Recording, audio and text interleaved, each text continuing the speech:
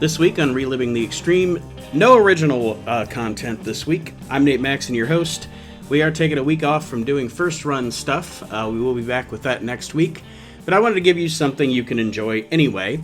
If you don't know, we have another podcast here on the network called the We Can't Wrestle Podcast. And recently the We Can't Wrestle Podcast had its 200th episode. And I was proud to have Bob Smith, the former managing editor of Pro Wrestling Illustrated and now host of his own podcast, The Outdated Wrestling Hour, on the show for a conversation.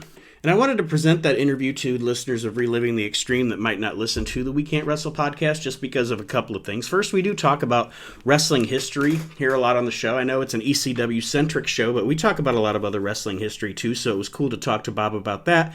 But also, Bob does have a connection to ECW. As in the original days of ECW, when it was still Eastern Championship Wrestling, Tod Gordon was getting things off the ground. They're still doing shows in nightclubs and bars. Bob actually did play-by-play for some of the original ECW television. So there is an ECW tie-in there, but I also just wanted to share it with you because if you don't listen to the We Can't Wrestle podcast, you would not have heard this great conversation I had with Bob Smith. So that being said, let's go into that, my conversation from the 200th episode of the We Can't Wrestle podcast with the man who created the PWI 500, the former managing editor of Pro Wrestling Illustrated, Mr. Bob Smith. All right, listeners, it is my pleasure to welcome to as part of the 200th episode of the We Can't Wrestle podcast. This week, I am joined by, dare I say, and I'll get into it deeper, but if you could imagine having your favorite comic book writer or somebody from your teen years on your own podcast, this is what I'm dealing with here because I'm welcoming the former managing editor of Pro Wrestling Illustrated and the host of his own podcast, The Outdated Wrestling Hour. Thank you for joining me, Mr. Bob Smith. I can't believe I made the 200th episode. I was looking at your episode count, because like I was telling you before you hit the record button, I've been binging on your show because I know I was going to be on this show. Right. And it's like, no way I make the 200th, but I'm honored to be here at such a milestone podcast. I appreciate it. I really do. I didn't know if I was going to make it to the 200, to be perfectly honest with you. But yeah, it's a labor of love as a wrestling fan. And that's kind of what I was alluding to when I started here was, as a wrestling fan, I just have to tell you, and we'll get into some questions and stuff, but I have in my hands right here a copy of the very first ever Pro Wrestling Illustrated. Oh my gosh. And I want to tell you, Bob, it came out in 91. So 91, I was born in 78, so I'd have been 13. Mm-hmm. And for me, the Pro Wrestling Illustrated magazine in the early to mid 90s was little me's Bible. Like I religiously, grandma took me to the candy store. I didn't want the candy. I don't want to buy the candy. I want to buy the wrestling magazine, and I want Pro Wrestling Illustrated and the 500. I swear, I bet I read this thing through 100 times because I grew up in Midwest in Ohio, the Toledo area.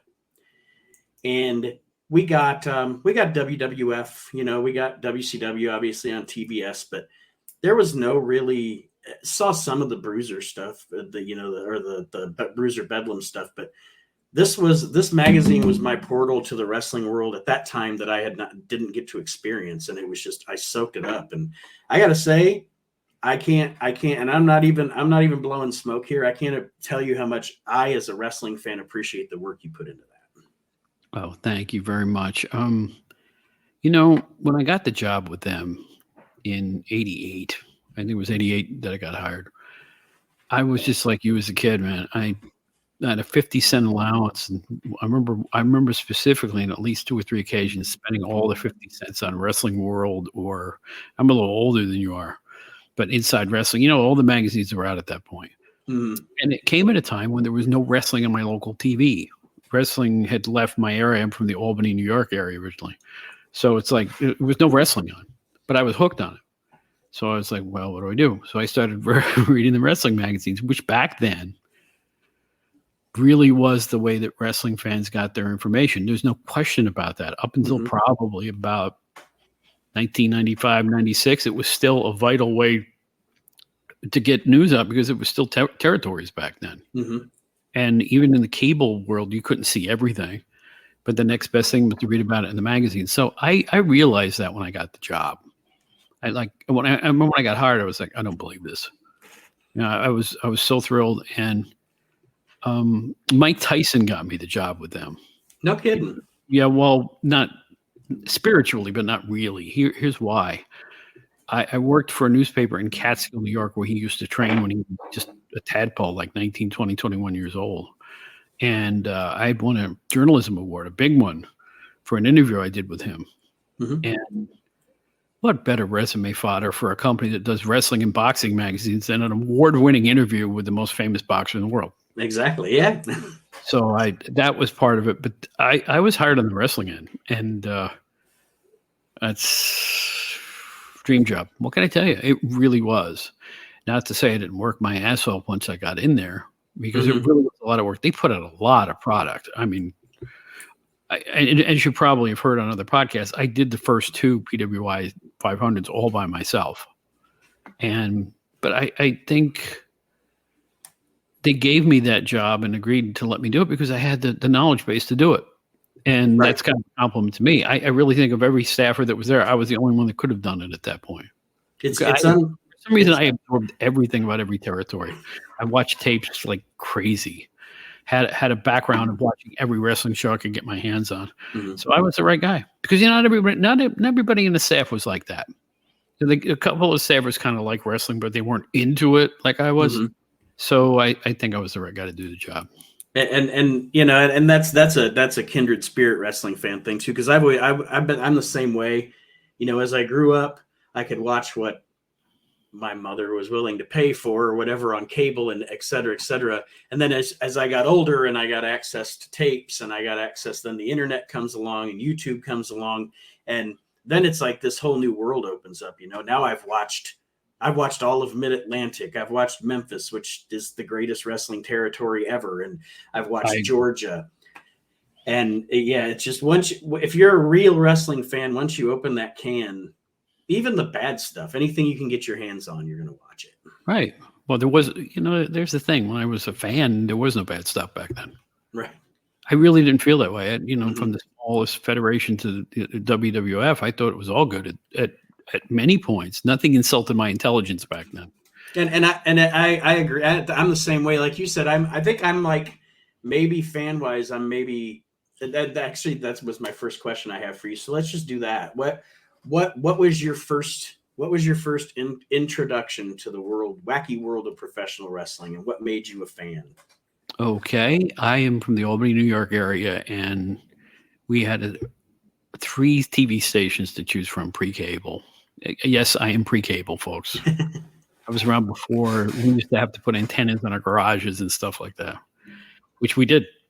And we had channel 6, 10, and 13, and channel 6 was WRGB from Schenectady, New York, a famous wrestling station in terms of history because they used to broadcast live matches from that TV station in the 40s and 50s. I didn't know that. I think his name is Brett Williams on Facebook, who does an incredible job uncovering stuff from the Northeast of New York State, publishes these things. And I didn't know that. I didn't know that till like 3 weeks ago. So the guy, hats off to you, buddy, because you're doing a great job. In 1969 or 1970, this is how old I am, okay? A little tadpole Bob sits in front of the TV, and I discover a show called Championship Wrestling with Johnny Powers, which was Pedro Martinez's old NWF federation from Buffalo. They used to promote Buffalo, Cleveland, Utica, New York, and Albany, which I thought was a long way for them to travel, but they did. And they had an incredible roster. I mean, Johnny Powers, Ernie Ladd, the Mongols, George Crybaby Cannon, Eric the Red, Kurt Von Hess, Abdullah the Butcher after a while. I mean, just people you wouldn't expect for a federation that did 2 states, right? So I started watching this thing, and I was hooked. Oh, Dick the Bulldog Brower, too, who remains one of my all-time favorites. So I start watching the show, and I'm like so hooked on it. One time, somebody slammed Powers over the head with the belt. It's the first time I ever saw a wrestler bleed. Jack Reynolds was the host. He's going, "That's not fake blood, ladies and gentlemen. How could you expect to get hit over the head with a belt and not bleed?" It was just, it was a studio show, by the way. their show is studio show similar to Memphis or Pittsburgh. So I'm hooked on this thing, and then it goes off. Like I told you, there was no wrestling. I think it was on for a year and a half. I guess they weren't drawing the crowds in the Albany area, and they promoted all over upstate New York, but I guess they decided it wasn't worth the trips. Actually, they only lasted until 74 anyway, I think. So anyway, to make a long story short, I'm buying wrestling magazines. There's nothing going on until late 72, early 73, and here comes the WWF on the same station at the same time. Gold. It was back, and it was bigger. And who's the first wrestler that I saw on that show? Bulldog Brower, the same guy I had seen. Hey, there you go. Well, that must mean Bulldog Brower is the biggest star in the world. Remember, I'm a little kid at this point because he's all over all these shows. But then, I think the tag team champs were Pedro was the champion at that point. So this must have been 72, 73. Oh, no, it was 72 because the tag team champions were Sonny King and Chief Jay Strongbow. See, I still got it. I can still remember this esoterica from back.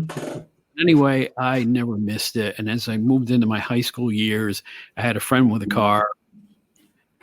My best friend in high school, Rick Stickles, with his beat-up beige Volkswagen. We'd go to Albany to see at the Washington Avenue Armory all the local cards that were there. And it was WWF. It was a Superstar Billy Graham and Maivia and Strongbow and Ben Rashke and all the stars you could name from the East Coast. So I was hooked.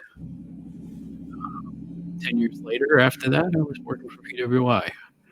It helped that I got a job with my hometown newspaper as sports editor and did the work with Tyson and stuff like that.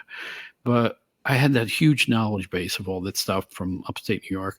And I read wrestling magazines voraciously, even as an adult, because it was still the way that, I didn't know who Meltzer was until I joined PWI, to be honest with you. So, and that was 88, and he had been around for years by that point. So basically, I'm just like everybody else. I was just a voracious fan who got lucky. Was the TV show that you got, the WWF TV show, would that be the stuff that was filmed in Allentown or Hamburg? We got both of them. Okay. We got because cable came in soon afterwards.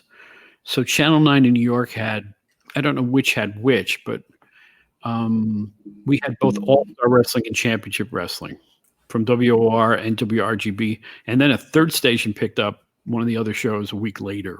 Like they would show what Channel 9 had on a week later. I don't know why, but that's the way they did it. Mm-hmm. They would continue to promote at that Armory until I think it got really popular. They moved to, I think, the Glens Falls Civic Center, which was a small hockey arena. And then after the expansion, they just exploded. And they, SummerSlam 92 was done at the Knickerbocker Arena in Albany, which is brand new at that point. And that was a full-size 20,000 seat venue. So Albany has quite a history when it comes to pro wrestling, and I was there for a lot of it. Yeah, I think just by judging by what you were saying, I think I probably came along in the wrestling ether about a decade after you, because my first memory is and I just remember it distinctly. And when I met Hulk Hogan, I told him about it. And it's a funny story, but I remember seeing, it was right before Hulk Hogan became the champion. So it was probably like late 83 or something. He had just come back to the WWF.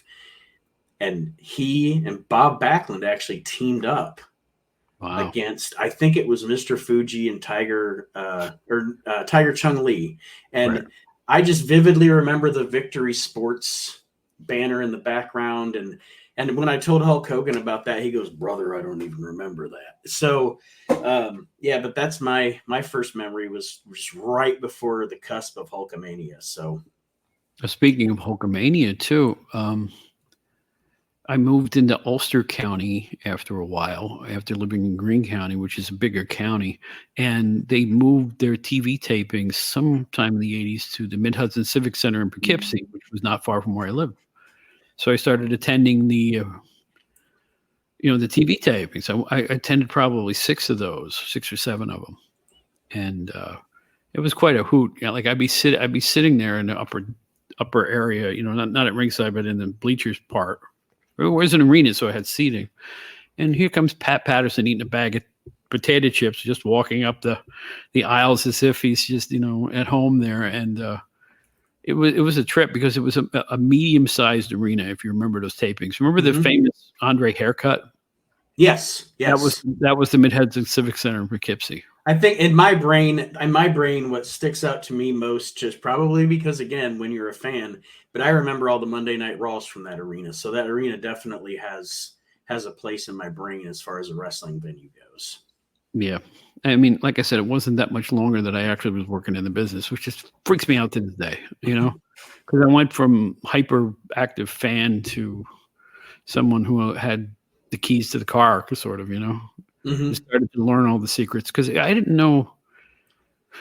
I wasn't anything near an insider when I started, but once you spent 6 months there, you knew just about everything, that was actually my Frank Peters and Stu Sachs. These guys knew everything. I mean, Bill Apter to this day is a walking encyclopedia, and he was the conduit between most of the federations or organizations and the wrestlers themselves.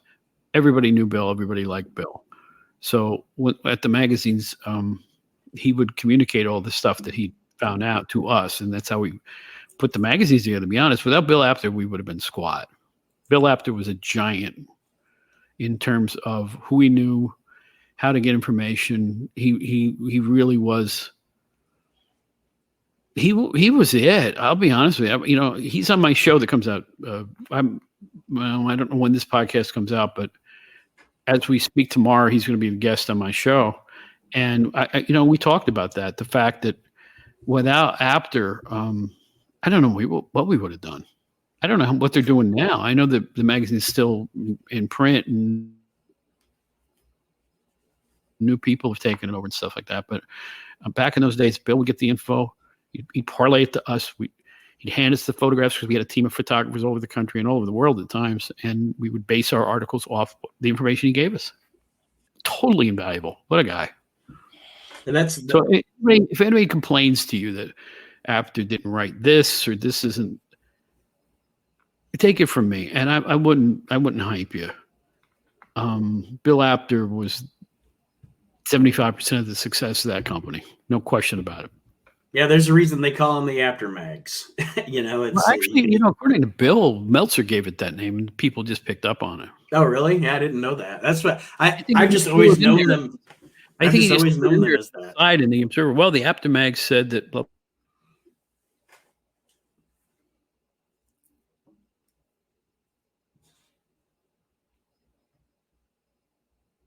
Well, I think some people still call it the Apter. Did power go out for a second? Yeah, it was. It was froze up for a second. Yeah, I saw that. We had a rolling pinwheel of death for 1 second there. But it came right back, so that's cool. But yeah, I didn't know Meltzer coined that phrase, the Apter Mags. So. Meltzer definitely coined that phrase. Yeah. So my next question, I guess, and it kind of parlays into what we were just talking about. I know you said you were a newspaper journalist, and then I know you said the Mike Tyson interview was you kind of credit that, but was that? I guess what I'm saying is, were you looking for a job when PWI came to you, or how did it all come to be for you to work there? This is hilarious. I was working. I had a new job working in a music magazine. That's all I'll say, because I wasn't there long enough to even say, but it was a national music magazine. And I just started there, and I would still pick up the New York Times every Sunday just to see if you can imagine. Back then, they had an entire section of classified ads for jobs. It was part of the paper, like 30 pages of it. And 3 or 4 of them were all editorial work.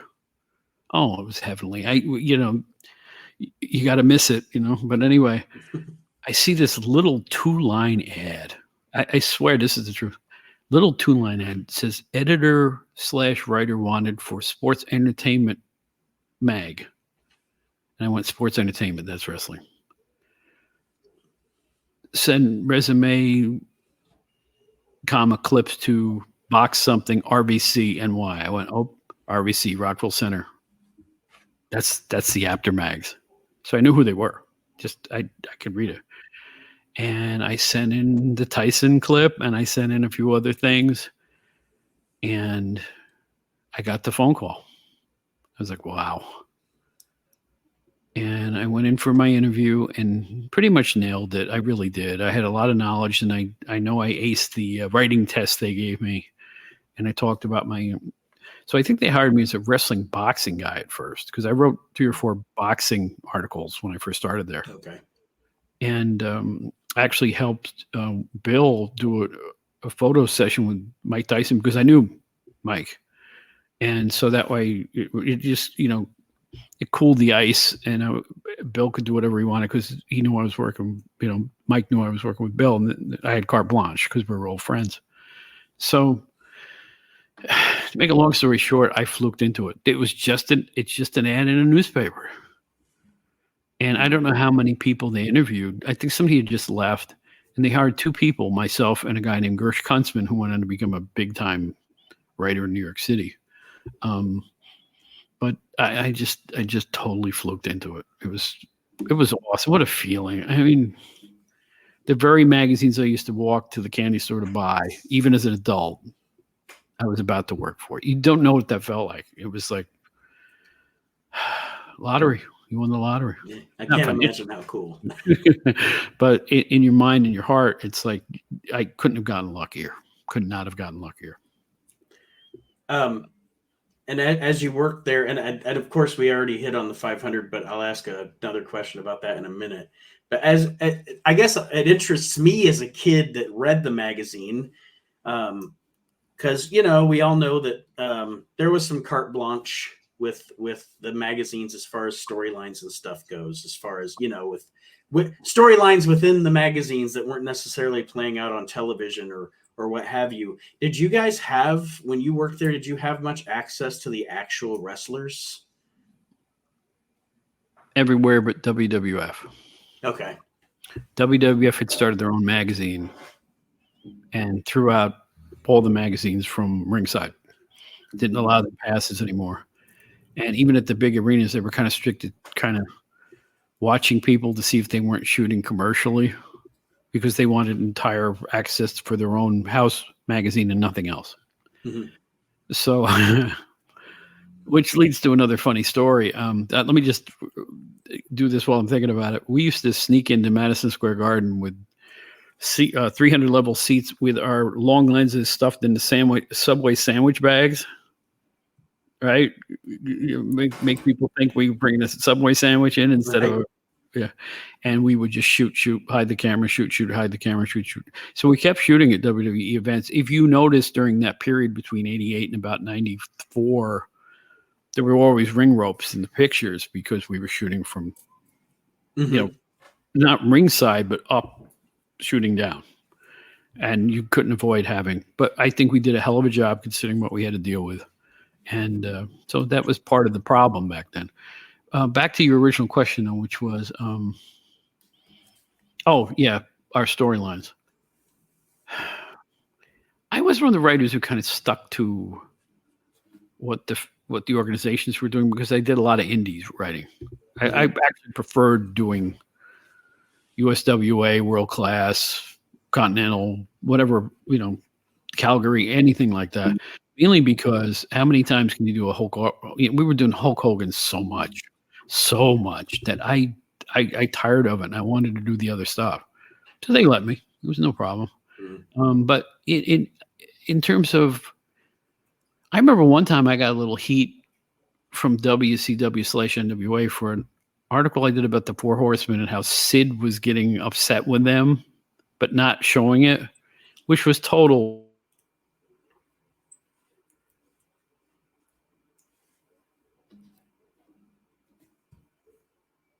Got a little heat for overstepping my bounds. Mm-hmm. And that's the one time personally I can recall a little bit of flack. It was worse in the old days when Bill Apter or somebody, Stanley Weston, back when Bruno was champion, did an article about Bruno fighting the Nazis or something like that. And Bill got a lot of heat from Bruno Sammartino himself. He said, that's too much. He said, nothing like that ever happened. Please. I had enough trouble in real life in that situation. And there were other stuff that, during the course of the history of those magazines, the London magazines, Apartment House Wrestling and, stuff that, some wrestlers didn't really cotton to being on the cover of a magazine where next to it was two girls in bikinis, pretending to fight each other, So there was that caused a little controversy too back in the day, but that was before my time. Mm-hmm. And the silly stuff, the Matt Brock, the Liz Hunter, the heel writers we had, Eddie Elner when I was there, preceded by the great Dan Shaka, who was one hell of a writer. I mean, he just wrote like a TV script writer. He was excellent. So, once in a while somebody would write something about somebody that was a little inflammatory, we'd hear about it. But, again, it was the era where we were working hand in hand with the promoters, and also some people really needed or liked the publicity. They didn't care what it was. So you took the good with the bad, I guess. Yeah.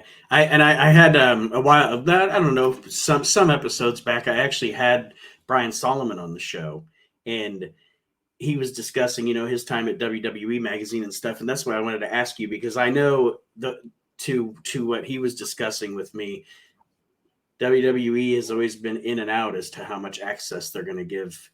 Sometimes we're okay with the other magazines. Sometimes we're not. Sometimes we're good with the wrestling press. Sometimes we're not. So I just wasn't sure at your time, during your time there, what the access to them was. So, it depended on how business was too. I'll tell you something. When they had the debut of Raw at the Hammerstein Ballroom in New York City, we got carte blanche again. The ratings had been down. They were reduced to running that small venue for their TV again because things were really hurting for a while. And they invited us. I remember about 5 of us went to the debut show with passes, which we had never had before, including Apter, who hadn't been in ringside in years. So things change. You know how business is. If they need you, they come calling. If they think they're too big for you, they'll amscray. It's like it's just the way it is. Wrestling has always been such a closed shop anyway that anybody who gets a ringside pass is lucky. Because especially me, it was still kayfabe into the mid-90s, no question about it. I remember visiting Memphis once, and I had to use the men's room backstage at the Channel 5 show, and I walked into this room. I asked somebody, where's the men's room? They pointed to the room. So I walk into the room, this big room with the men's room as part of the room. But I didn't know that Eddie Marlin, Jerry Jarrett, and Eric Embry were working the book as I walked in. So when I walked in, even though they knew who I was and why I was there, they gave me the saucer eyes because it's like, oh gosh, she's going to hear this. So it was definitely still kayfabe like crazy back then, That's a name, Eric Embry. What a fucking talent that doesn't get the credit he deserves. But he's my favorite. I call it, I don't know what the term is. He's my favorite crybaby heel. That's what I call it, crybaby heel. But he's my favorite of all time in that category. What he was putting down in Memphis, he was slightly crazy, slightly sane, slightly a genius. I'm talking on camera. Slightly a lunatic. He was a little of all of it. You couldn't describe what he was. He was not a big guy and certainly not a body beautiful, but he had an anti-charisma that really worked, and he pulled it off. What he did in Memphis and Texas afterwards. Yes, and that, to be honest with you, that's what I was going to say. Like my first exposure to him, again, because I've seen it all now, but my first exposure to him was actually when Global was on ESPN. Right. And that was the first time I ever saw him. So, yeah. And that was a great angle. I mean, even though you had Phil Hickerson playing a giant Japanese guy, which is beyond incredible, but nobody knew it. Nobody complained. The fans never said, boo, we know who you are.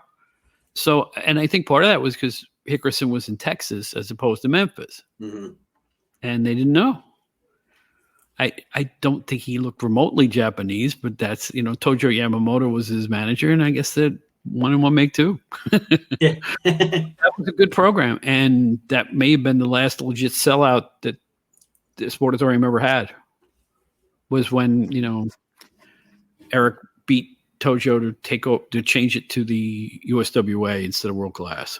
And that was a legit sellout. And I think that may have been the last one. I'm probably totally wrong, but I have a feeling I'm not that far from being right either. No, I was going to say you're definitely not far off. If no matter what, it's on one of the shows that the other show that I do, the Reliving, the Extreme show, the ECW show.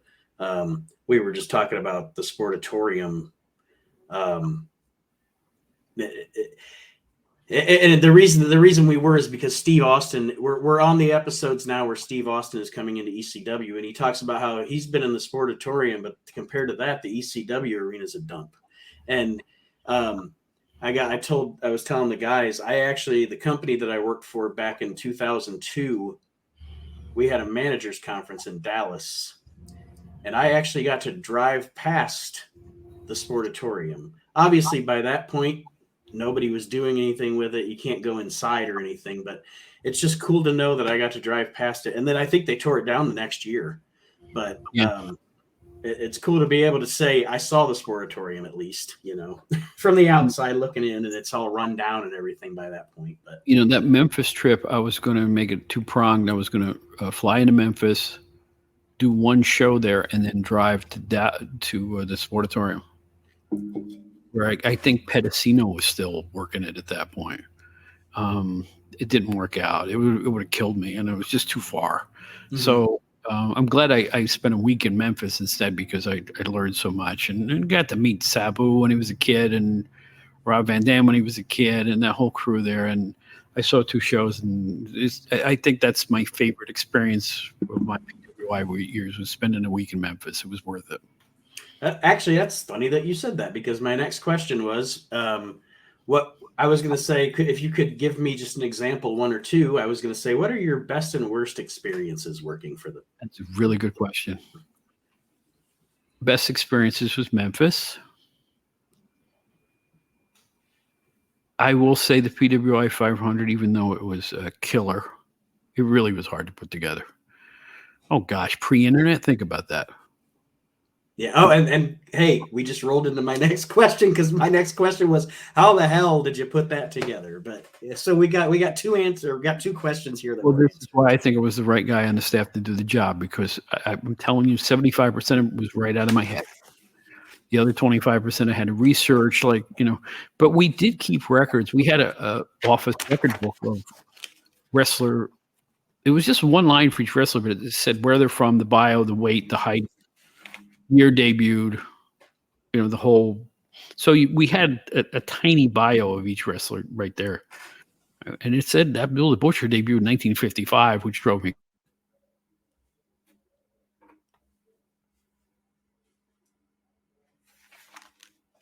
I would use that for some. Others were people that I knew and stuff like that. Yeah, it was hard work. You know what? The reason I consider it one of my favorite things is because of the impact it's had then to now. And I had no expectation that the wrestlers would end up taking it as seriously as they did even then. I remember Chris Candido seeing him somewhere and go, I went down 50 spots. Why did I go down 50 spots? And I went, holy smokes. I didn't anticipate this. And then a couple other guys who I won't even mention didn't end up on it because of we had a computer snafu one year and knocked out a few guys from the letters G to H. So Terry Gordy didn't make it, and I think Owen Hart got left out. I didn't leave them out. The computer just bogged down or something, and they got vaporized. And I'll be damned if we didn't hear about that too. So, yeah, they took it serious. If you weren't on it, they didn't like it. If they were too low, they didn't like it. If they were way high, they loved it. Man, right from the start, Now, other good memories. The friends I've never lost.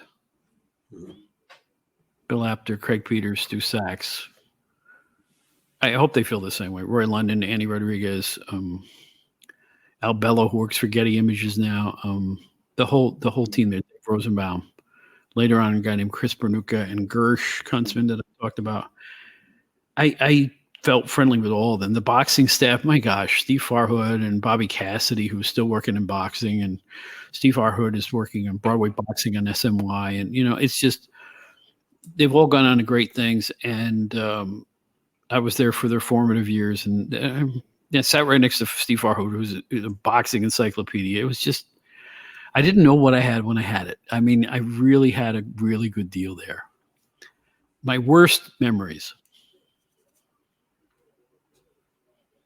Being scared to death to write an article about Nikita Koloff's wife dying. I wrote an article when his wife was terminally ill. I don't know if his wife or his girlfriend. It's been so many years, I just don't remember. But the woman he was involved with, and she ended up passing away not long after the article came out. And it's the hardest thing to do because when you write for a somewhat exploitive wrestling magazine, and you have to turn on your news hat and not like over exploit this situation. What's more important than life and death? I mean, come on. And Nikita turned out to be a great guy about it, and the young lady was just fantastic with her interview, and it turned out to be a fantastic article, unlike anything you'd usually read in a wrestling magazine. But it scared me. It was hard. It was very hard to do. I'm used to writing about Eric Embry cutting Eddie Marlin's hair after a match or something like that. This was the exact opposite of that, and that was tough. But I wouldn't say it's one of the worst, but one of the hardest things I had to do. Worst experience was the day that Stanley Weston walked in and said, "I'm selling the magazine to a company in rural Pennsylvania called Kappa Publishing that does crossword puzzle magazines." And I could not go with them.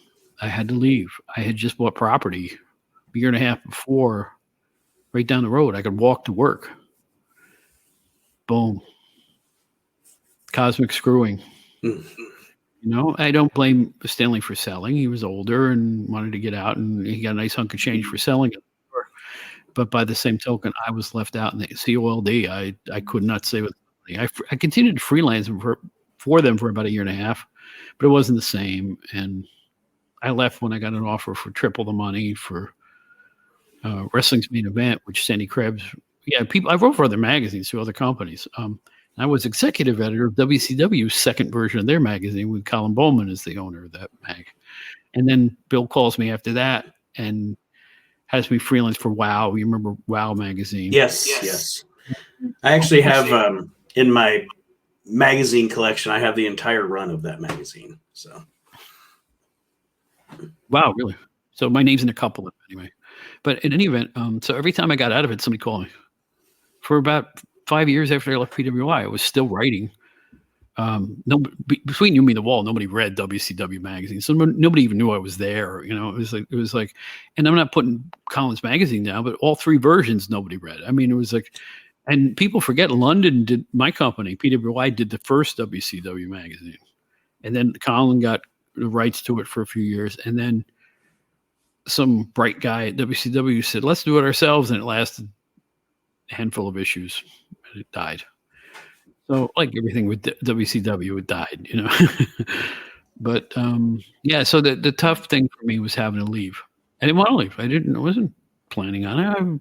I obviously thought I was part of the scenery because I bought property right near where right where the magazine was. But so then I had to go into the real world, and that wasn't easy. Well, I stayed in publishing all those years. In fact, I was in publishing straight through April of 2021, which is amazing. That's a long run. The last 17 years I spent doing an entertainment magazine in Long Island. So it's like I never stopped doing publishing. So, it's been worth it. But I always look back to my favorite job. What can I tell you? Yeah. And actually, if you are ever, I know you said you were listening to some episodes of the show. If you ever have downtime, some time on your hands, just so you know, I don't know if I told you before, but there is actually, I believe it's a 9 or 10 episode run of this show where we literally went through the entire first PWI 500. Every star, every bio. I did not know that. 500 to 1, just, yeah. And what did you guys end up talking about? I mean, did you disagree with the rankings or something like that? Or did you kind of take a trip down memory lane, so to speak? Yeah, that's what I was going to say. What it did more was just, it was a great rock for a conversation, because, oh yeah, I remember Dead-Eye Dick or I haven't thought about that guy in years or whatever, like example I have here. Like I said, I brought the magazine with me because I'm a fanboy. Number 500 in the first 500 was Zeus. Yes. And Bob's bio of Zeus reads, Tiny Lister Jr. is a fine character actor who starred in the 1989 film No Holds Barred, then tried to wrestle. Disastrous results. Still wrestles, in quotations, but ... So you get the idea. I got a little snark in there, huh? Yeah, a little bit. I didn't think much of his skills, and frankly, nobody else did either. That's a little mean, isn't it? And I was even meaner the next year because I remember who 92s. What you remember who 92s number 500 was? Is it Morgus the Maniac? You got it. You nailed it. Yeah. Yeah. Yep. I never even seen that guy, but that description in the magazine. To call him ridiculous would be an insult to ridiculous wrestlers. I mean, it was a bad act. I'm sorry. Morgus, wherever you are, I'm sorry. But he was an East Coast indie guy who I think came out in a straitjacket, and I think his mom was the nurse that assisted him to the ring. It's worse than it sounded. Okay. Maybe his dad was part of it too. I can't even, but today it would be normal. Yeah. He'd be AEW Pacific Coast champion at this point. So,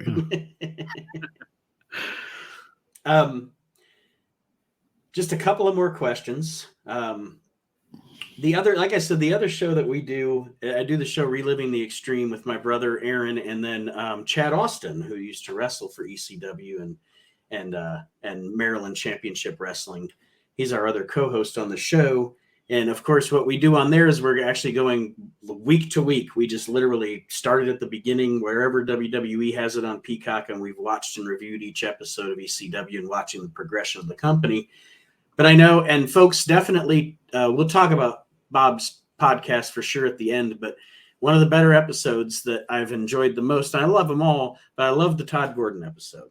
So I know from that you actually were originally one of the play-by-play guys for ECW. I was more than that. I was the first host of the very first ECW shows in Philadelphia that only went into the airwaves and vaporized. It wasn't cable, so it was and it started out in a little rinky-dinky house somewhere, and then he found the new, I think his name was Filippelli, the second producer, who was really a major league guy. And then the show got kind of slick. And I did the first 5-10 shows that they ever did. And I tried my hand at play-by-play, which, by the way, ended up on WWE Network. Knocked me down with a feather. My color man was Stately Wayne Manor, another, I think he was with Wrestling World at the time. And I thought it sucked when I left the arena that day. And I said, I'm going to stop doing this. You're terrible. Forget it. So anyway, 30 years later, it ends up on WWE Network. And I'm going, what? It was in, the Hidden Gems section. Yes. And it had what obviously was dubbed from an OVHS tape of something called ECW's Bloodiest Bouts or something. And it's me and Wayne did 3 matches on it. I went, that really wasn't bad. I had put myself down for all these years saying I don't have the right resonance in my voice to be a play-by-play guy. And I listened to this thing, and I had good chemistry with Wayne. We were arguing with each other, and it sounded natural and real. And the wrestlers were like, it was at a place called the Chestnut Cabaret, and they were hitting each other over the head with beer cases, and it was like a big bar place. And I was going to ask you, is because I know in the earlier episodes that are on Peacock, during the opening video, there's stuff that looks like it's from like a sports bar or something that you see Jim Neidhart and yes. Okay. Well, the first shows he did were at a place called Michael Jack's right in Center City, Philadelphia, which is owned by Mike Schmidt, the old Phillies third baseman. Okay. And then he moved from there to the Chestnut Cabaret, which was a much larger nightclub. And I didn't last with him much longer than that. And before I knew it, I don't know how they got into that ECW arena, which is now 2300 Arena in Philadelphia. And boy, did they take off fast. Holy smokes. But you know what? Tod was the right guy.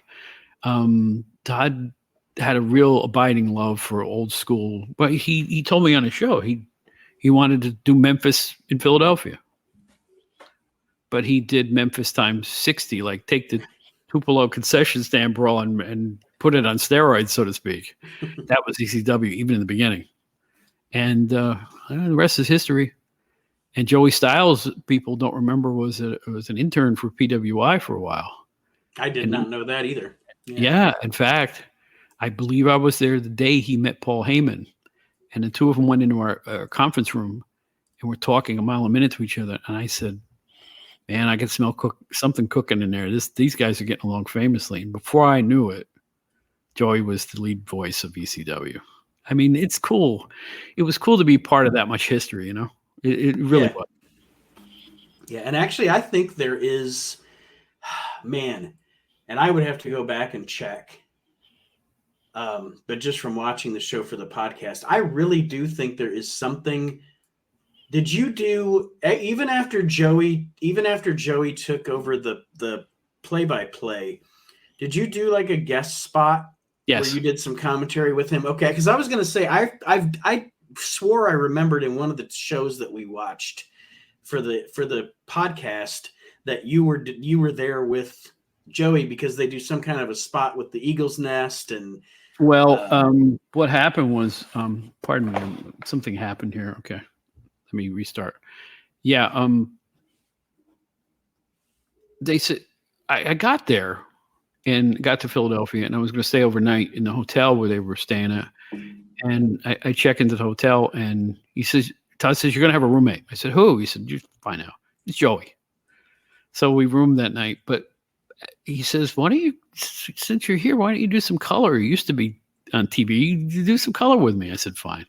I don't know if Heyman liked it, but I ended up doing 3 or 4 matches on color. So anyway, at the end of one of the matches, Public Enemy had a match, and they came up into the crow's nest and beat the living crap out of Joey Styles, legit. And Joey didn't know it was coming. And I don't know why they did it. I guess it was a rib. But I hauled ass. I mean, I got out of there because I didn't want to be next. Who knows? Right. Who knows? It's ECW. And that was ECW by that point, real ECW. So I was like, holy smokes. So yes, that was the incident in the crow's nest with Bob Smith and Joey Styles. So okay. most of Joey. Oh my man, they laid him out. What a thing. Wild. Those guys. Well, my last question for you, Bob, and this is a question that I enjoy asking, especially other wrestling fans, especially when I have someone like yourself, or I've had Barry Rose on before, just a writer or a historian or somebody of that nature that I know is as big a wrestling fan as I am. If you could only watch 1 year, one promotion,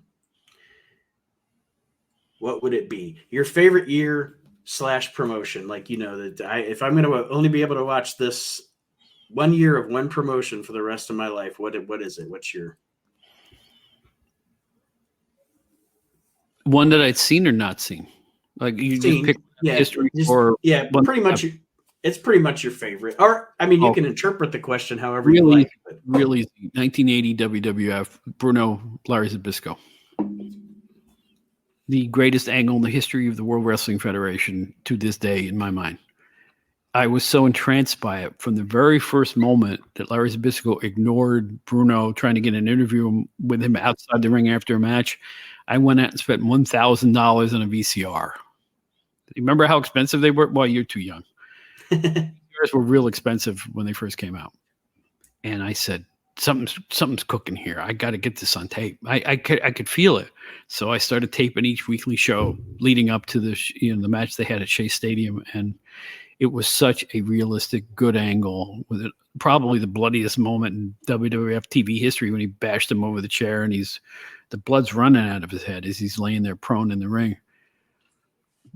All my favorite stars were around at that point, from Zbyszko to him to my favorite wrestler of all time, who I won't mention because it's ridiculous. My favorite wrestler of all time happens to be the most reviled, or one that a lot of fans hold in low esteem.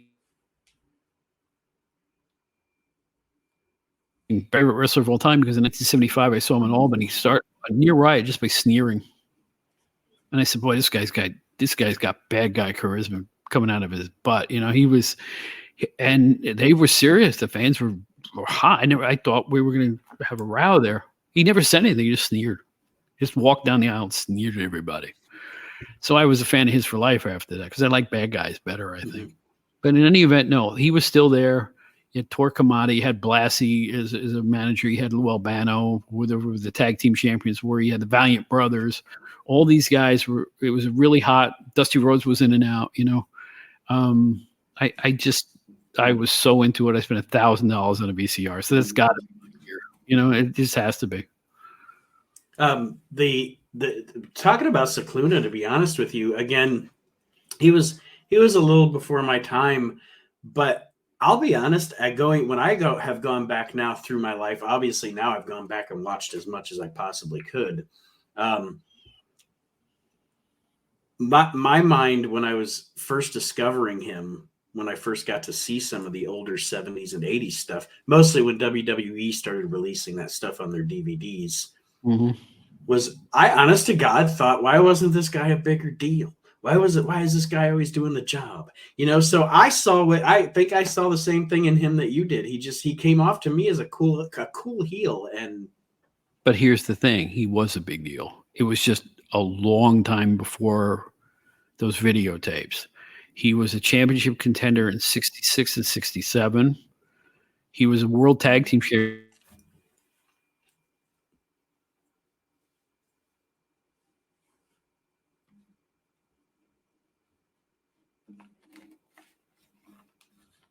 For he had such a long career. I think he wrestled from the late 50s to 1984, if you count when he was in Canada as Mike Valentino.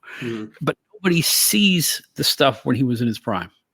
There is a tape on YouTube I'll tell you about him and Victor Rivera taking on Antonio Inoki and another Japanese wrestler in Japan in 1967. In one of the falls, Cicluna pins Inoki. Oh, shit. You can look it up. It's on YouTube right now. Just type in him and Victor Rivera, it'll come right up. Which goes to show you he was a big deal at one point. Because believe it or not, in 1966, 67, he was a legitimate 6'8", 6'7", 6'8". That was towering over everybody in those days. Giants weren't quite as big as they are now. Yeah. So he was considered one of the larger wrestlers. And he had a really what I call a good bad guy charisma. He would just sneer. He had that look, this countenance, like, you're not worthy of my time, you peasants, as with the cape and everything. And, and the Cicluna King Curtis tag team was more vicious than the Road Warriors. Seriously. They would pick up scraps of stuff off the floor and gouge people with them and bash people over the head with chairs. And in 72, that was, kind of a precursor to hardcore. Seriously.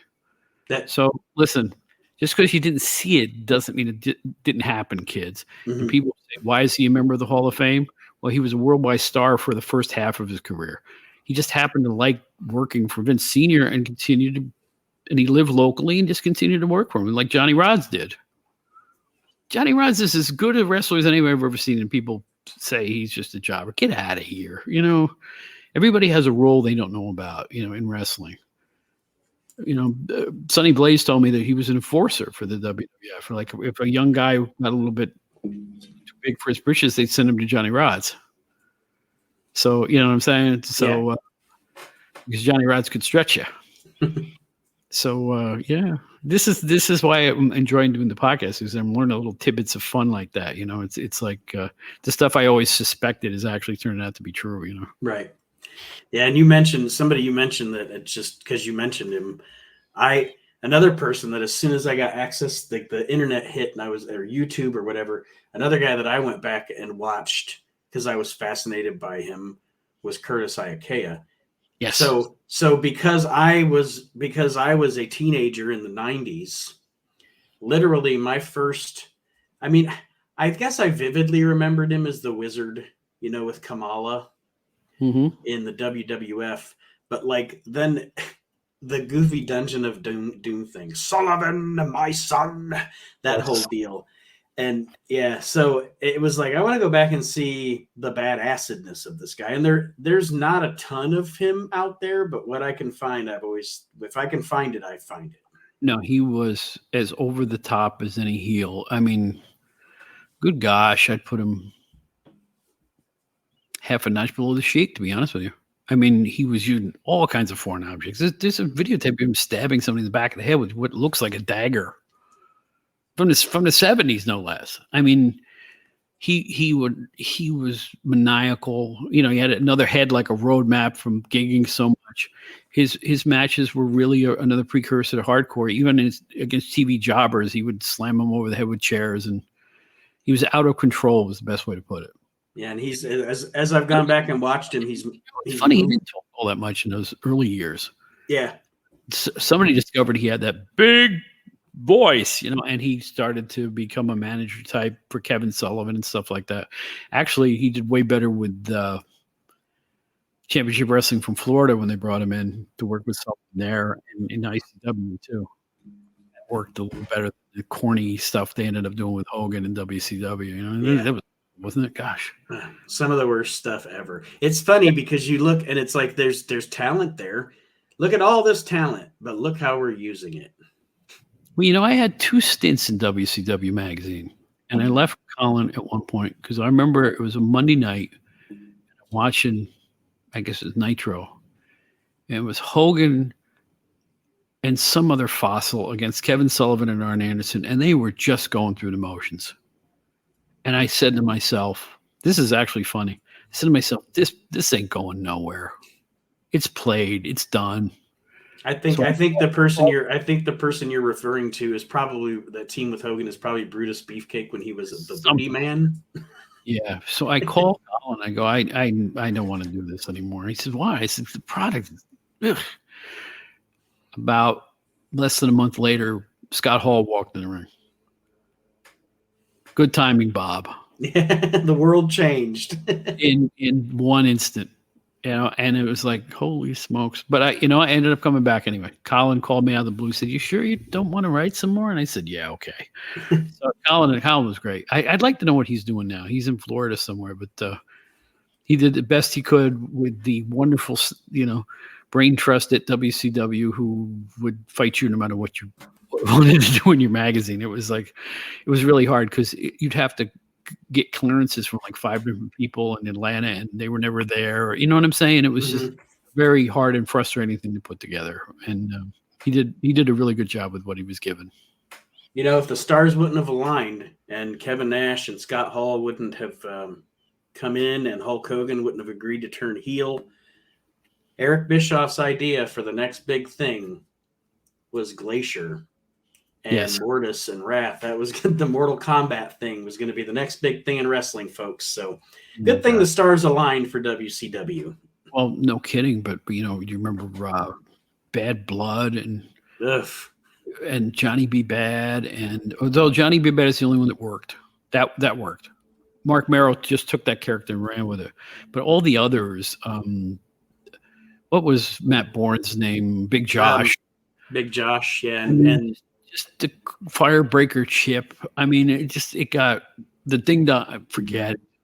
I mean, it got so bad for a while. I mean, beyond parody bad. Look, you can't. This is why to this day I said, don't let non-wrestling people into wrestling.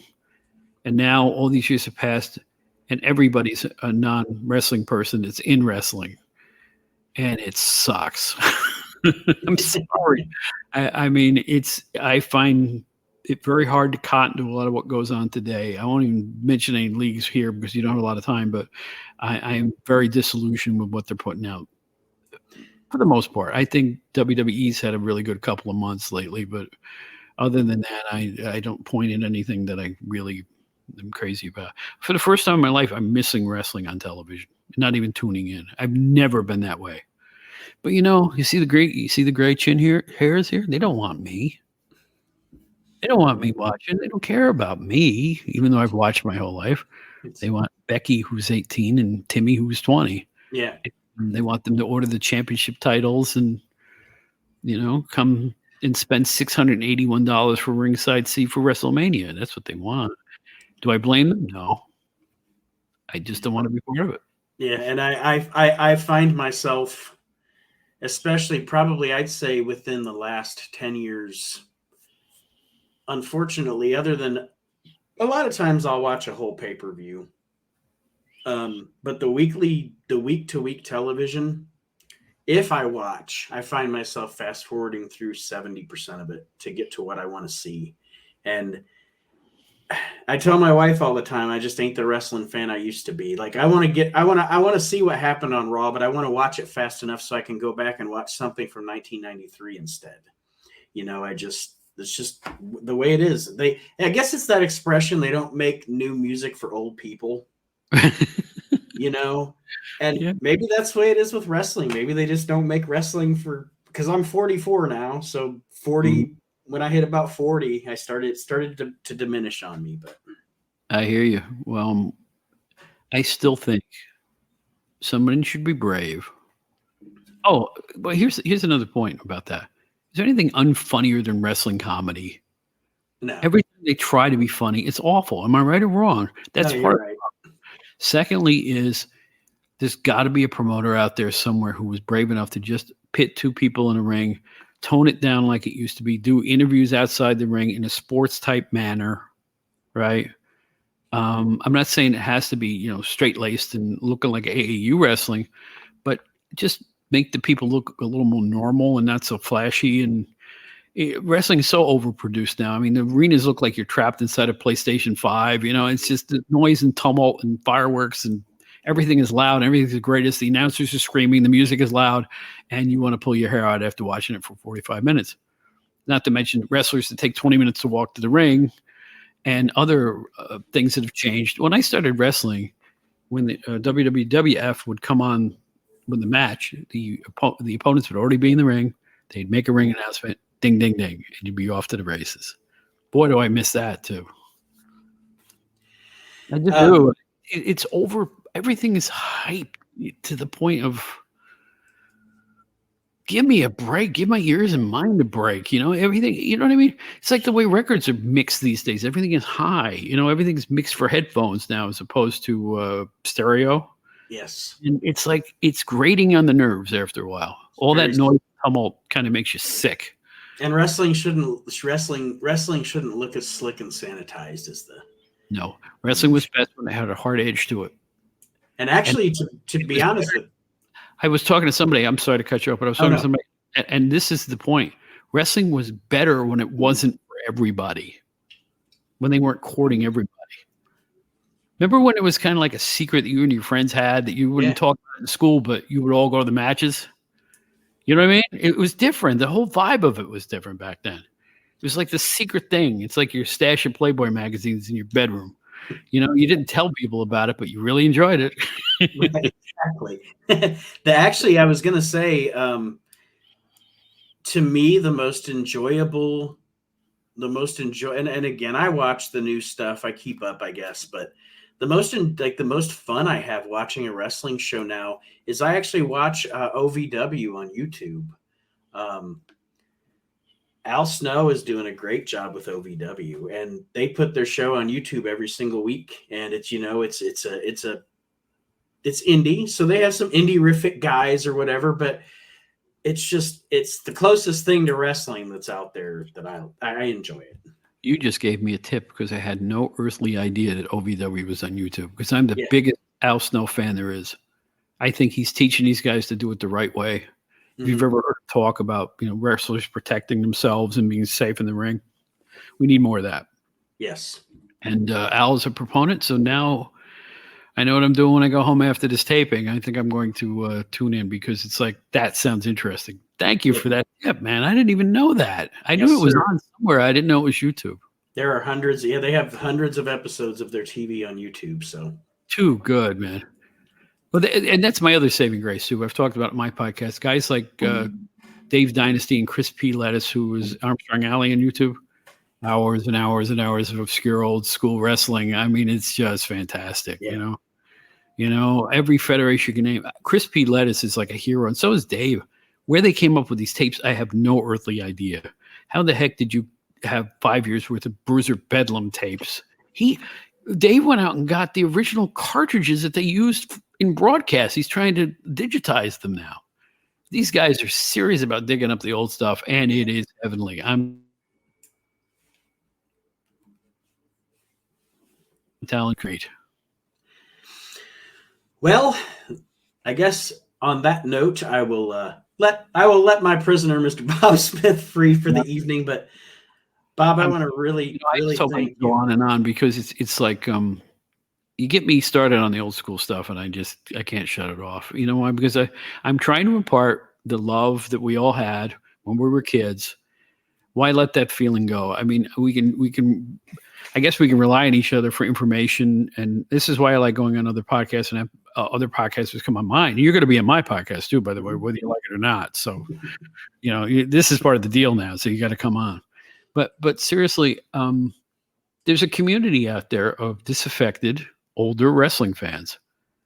I intend to exploit this, and Brian Solomon does, and you do, and a bunch of other people, and that's great because it's like, we want to buy tickets too. We would go to the arena if there's something to watch. Right. Yeah. I don't know what to say other than this year we've lost some wrestlers, and Jerry Jarrett really got to me when he died because it was like the old school guys that knew the psychology are waning by the day. There's less of them as the weeks go by. You read the obits and stuff. It's been a bad year for it too. So when they leave us, that's one less educational voice to teach today's wrestlers what worked for 50 years. It's going to be up to the people who follow them, like you and me, to let people know about them and remind people that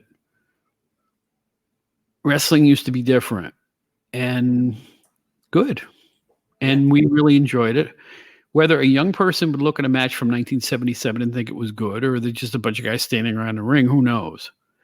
But I just want to educate people to the difference and let them make their own minds up whether they'd like to pursue old school stuff or to say, it's a bunch of old men. What do they know? It's up to them. Yeah. But as far as when you listen, did you have a good time talking to me? Absolutely. I had a good time talking to you. This is what it's about. Let's have some fun. Life is short. I'm getting old too. So it's like, I intend to have as much fun with this as I can to whenever I stop doing the podcast. So it's, and I've been having a blast, man. I've reconnected with people I haven't seen for 30 years. So how can I complain? This is fun. And speaking of that, as we wrap here, do you want to go ahead and let everybody know about your podcast, where they can find it, where they can find you on social media? I'm sure you have more listeners than I do, but you might get some of my listeners out of this. Oh, I wouldn't bet on that. It is called the Outdated Wrestling Hour. The motto of the show is all new, all old. And we are available, I am proud to say, if you can name a podcast app, we're there. All of them. Some that even I didn't hear of and have no idea how it ended up there. The obscure ones like Rephonic and Podbay and stuff like that. We're also on Spotify and Amazon and Audible. And think of a podcast. We're on Samsung News, which comes free with your Samsung phone. But there's a podcast section in there. We're on there too. If you have a podcast app, chances are it's there. I can't think of a single one that we're not on. So I think my company's done a really good job getting it out and disseminated. If you want to find me, I have a Gmail address, which is the same as the show, outdatedwrestling@gmail.com. I'm also on Facebook as Bob Smith. You'll see me singing with B.B. King. I don't know if I don't talk about this on the podcast a lot, but I was a blues singer for 15 years and traveled the whole country. So you can see me singing with B.B. King on the face of the Facebook page. Just look for Bob Smith, look for me and B.B. King. Where else should I send you? We have a website where you can hear all the shows. It's just called outdatedwrestlinghour.buzzsprout.com. All the shows are there. If you know,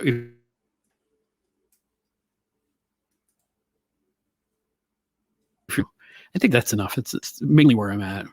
And because how did I meet you? Facebook? Actually, Facebook link up a little bit. Yeah, actually, I think we actually met through a Resi because I was on a Resi show with you for an episode, and then we linked up on Facebook after that. You were really? Yeah, I was one of the patrons. I don't remember this. I was one of the patrons, so I got to. Oh, there you go. All right. Yeah, that's right. Okay. So why weren't you on the main show? You should have been on the main show. What gives? Yeah, I don't know. Well, all right. I don't want to open a can of worms. I have enough worms in that can anyway, so I'm not gonna even pursue it. But listen,